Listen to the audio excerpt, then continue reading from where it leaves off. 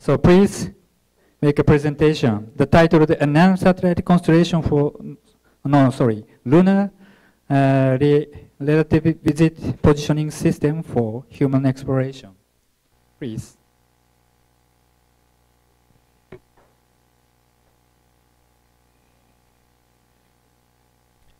So, good morning everybody, and thank you for inviting me here. I'm going to present this idea, which is named Lunar Relativistic Positioning System for Human Exploration. And I would like to start with a small rationale for a mission of this kind by showing the future of human space exploration in this chart, which represents a little bit what we can expect from the future of human space exploration. And we see that extended exploration of planetary bodies like the Moon or Mars or other bodies further on are really important points. And among the objectives for human space exploration, we can find, for instance, the establishment of permanent outposts and bases, for instance, at the lunar South Pole. So why do we want to do planetary exploration? Mostly we can carry out scientific activities like samples collection or water ice search and exploitation of minerals, and we want to do in situ resource utilization. We have to sustain the outpost.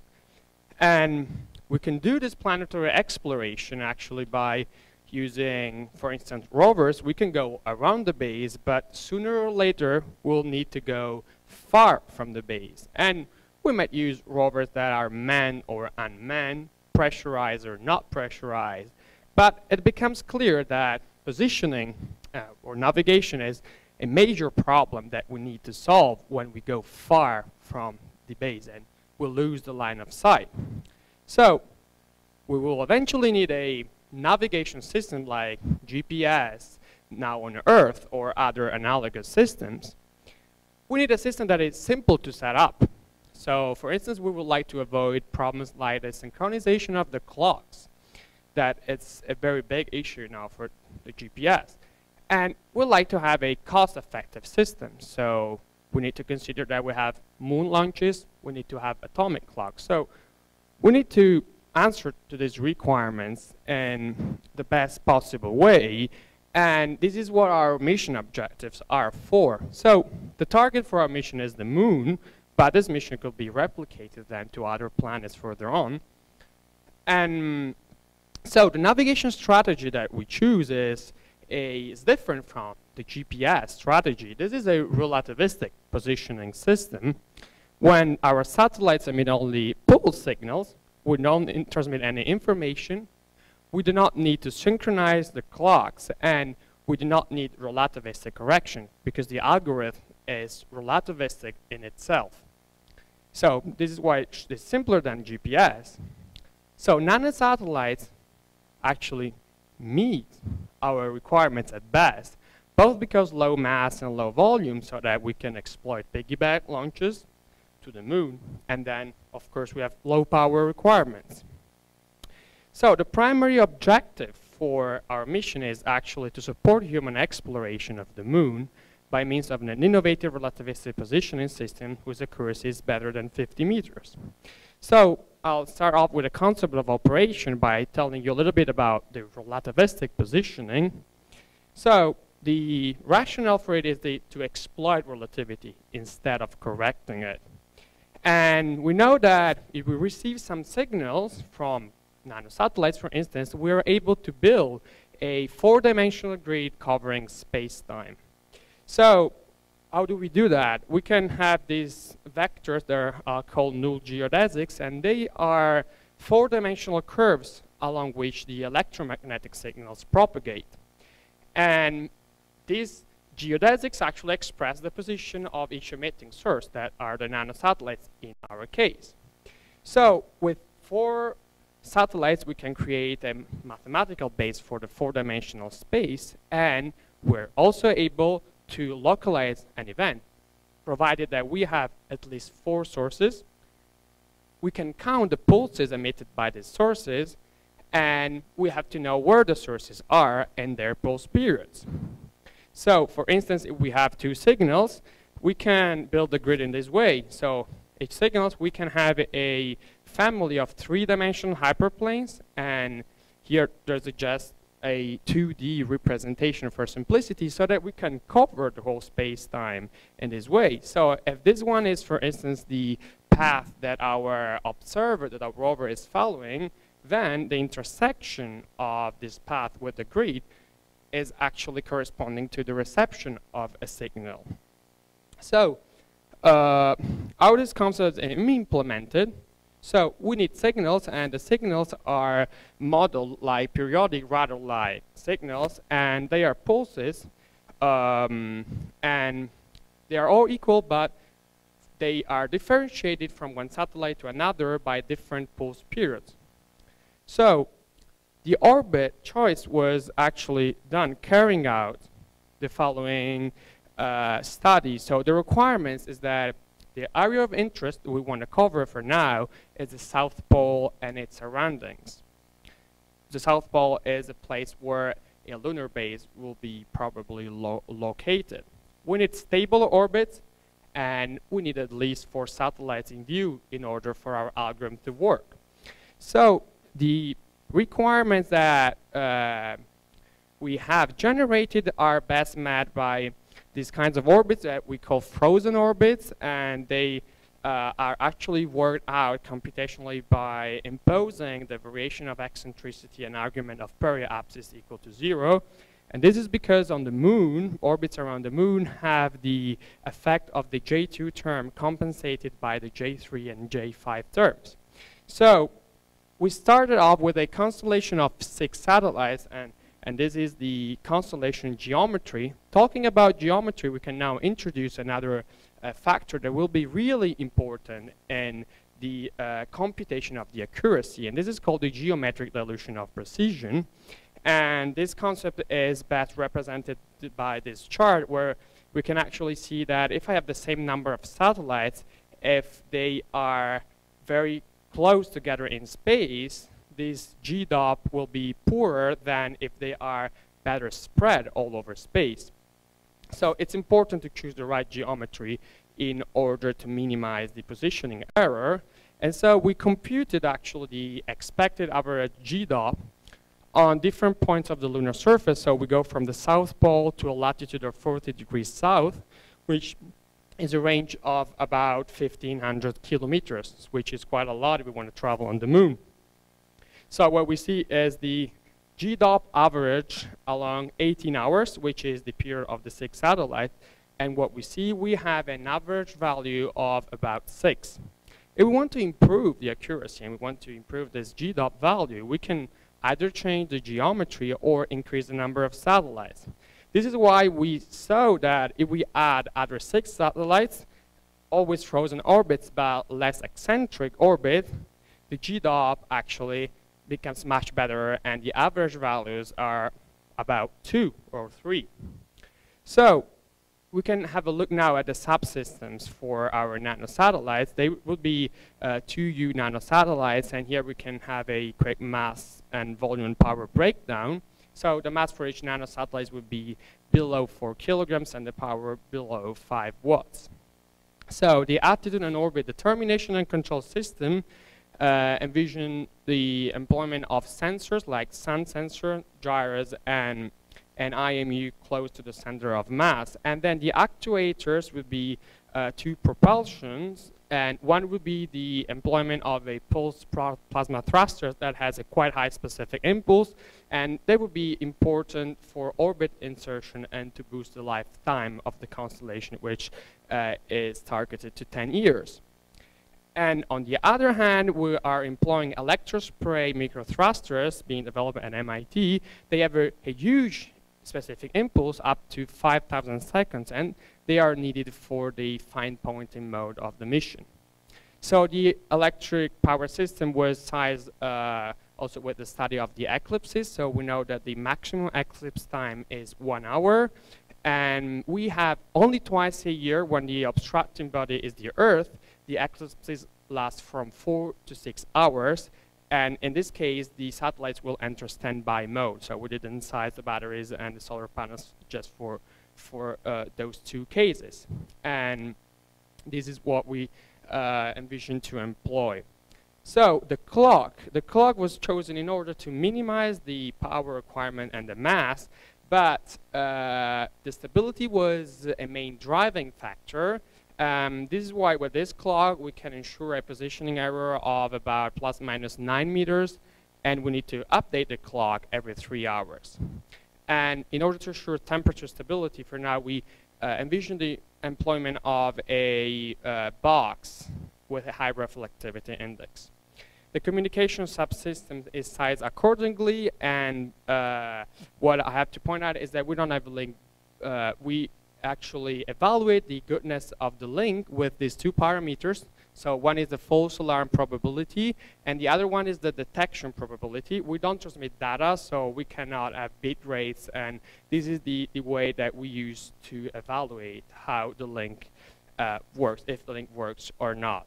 So the ground segment consists of a ground station, so for instance a lunar base at the South Pole, and there we would have antennas to update the ephemeris and the signal periods of the satellites, and they would have to transmit them to the satellites every 3 hours.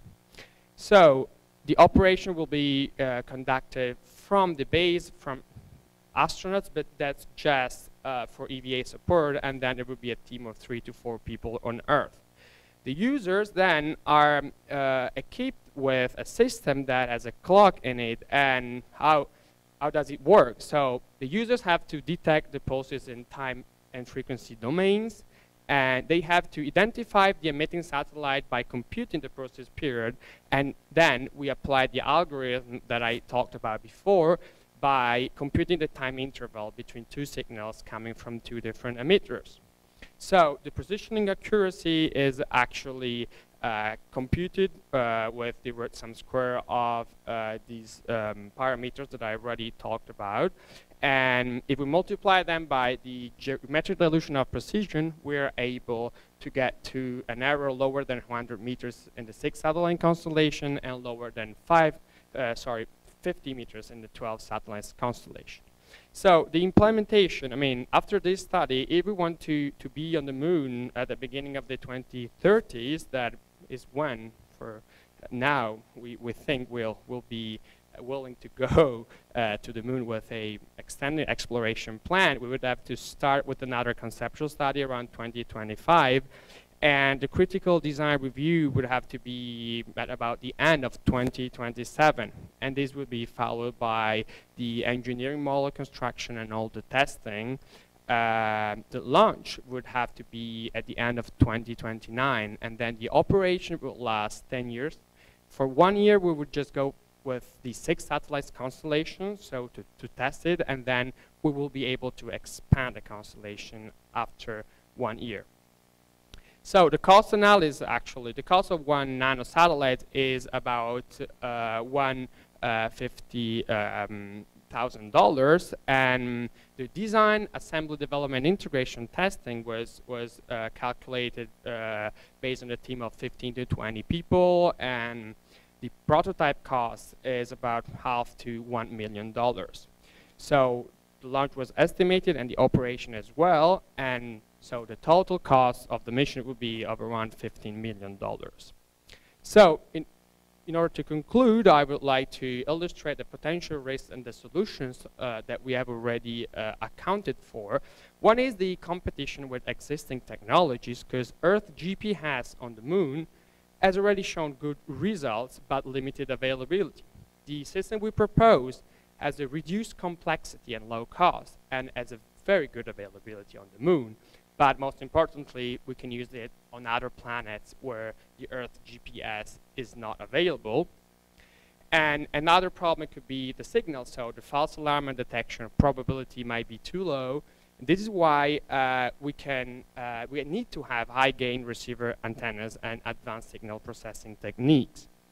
The orbit stability could be a problem because mass counts are not well determined yet. And this is why we introduced an orbit control system. And the maintenance is a really big problem, but with the 12 satellites constellation, we have enough redundancies in order to guarantee the positioning accuracy.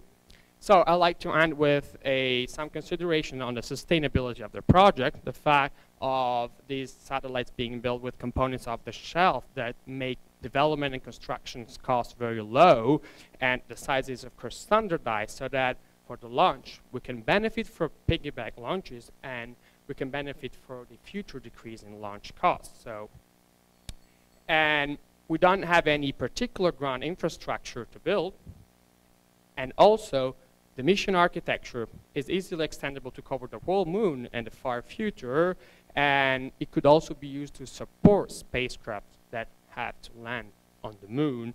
And last but not least, GPS on the Earth does not show good results at the poles, so that a system like this, if needed, could be implemented also around the Earth. And this algorithm could help at implementing the coverage. Thank you very much. Thank you very much.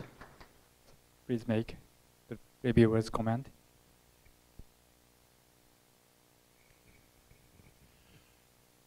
So the precision, ground precision, the ground resolution, or whatever you want to call it, is dependent on the number of orbits and on the number of satellites. And I wonder if the distribution of the DDOPs or the ground precision is equally distributed over the planet or the moon surface, or are there some differences at the South Pole and at the North Pole and the region between that? Okay, so this study was done in order to cover the region along the South Pole. So we didn't perform the study to cover also the North Pole or any areas above 45 degrees south. So there could be differences, but we don't know yet about what will happen at the North Pole. The literature actually foresees that a base it's likely to be built at the South Pole of the moon, and if you want to travel a distance of about 1,500 kilometers from the base, that's already quite a lot of distance. So for now, we're not concerned about the North Pole, but I'm sure that a study could be easily extended to add a similar constellation or to change the inclinations of the orbit in order to cover the whole moon. But do you have an idea how this constellation behaves somehow, so an estimation? It should be, I mean, if we go, if we stick to the frozen orbits, it should behave in a similar way, except that we don't know yet very well how the lunar gravity is characterized. So we have very recent data from the LRO, for instance, the Lunar Reconnaissance Orbiter, but in the models that we can use to calculate the orbits, we don't have it yet, so we don't know. But we actually, if we stick to the same model, we can have results that are pretty similar to the one that I showed. Yeah. Okay, thank you. Thank you. How will you get your nanosatellites in these lunar orbits? Who will put your satellites in the lunar orbits? How will they get to the moon and be in the orbits? Okay, so the existence of a mission like this is related to the intention of performing human exploration. So it means that we'll have a lot of launches that will bring assets on the lunar surface and men on the lunar surface, so that a launch could easily host the payload that we need to host. And if there's no other launch scheduled for the moon, this means that we won't be needing this system. So okay, so you will piggyback on a launch in sure. any case that will go to the moon. Yeah, that will go to Just the another moon. quick question. Why do you need accelerometers on your satellites? Sorry, why? Why do you need accelerometers on your satellite? Sensors, yeah, accelerometers. What will they measure? Yeah, we need it for attitude determination, because we want the point. But you cannot use a accelerometer for attitude determination. That was included in the IMU sensors. So we just needed to compute the acceleration on the satellite. That's probably... that will be so low, I don't think you will get an accelerometer that will be able to measure those low accelerations. When you use your pulse plasma thrusters. They exert a very small force on your satellite. The accelerations will be very low. Okay. MEMS accelerometers will not measure those accelerations. Thank you. Okay, just a couple of things. One is, again, we're looking at COTS and claiming 10 years, and that worries me from a survivability perspective. But I have a couple of technical questions on, you said you have to upgrade the clocks. Mm-hmm. How do you do that? Who sends the signal to upload the clock? You don't upload, actually, okay, that's a good point. So, related to the human exploration at the South Pole, we will probably have data relay satellites around the moon that will be there for the purpose of communications with Earth. So a data relay satellites can upload these ephemeris and clock information from the lunar base to the rovers, to the users. Yeah, okay, so that's good. And then your cost seems a little low. I'm thinking there may be some tracking, deep space network requirements, some of those things that are relatively expensive. And the other thing that I wanted to ask you is, have you considered the idea of launching them from the moon? Going along from the reduction in lifetime, that you may not have them surviving 10 years, would you just have the lunar guys, when they need to maintain the constellation, they just fire one up? It's relatively easy. Okay, that was considered, there's actually an idea that it's more futuristic than the one I am presenting now. But of course, it could be a good solution. So when I explain the rationale for such a mission, so there's of course an interest in ISRU. So we'll have propellant produced on the moon in order to launch from the moon, so that the system can be launched from the moon, or if we want to extend it to the North Pole, for instance, it can be launched from the moon. Okay, thank you very much. Thank you. Yeah, sorry for the time.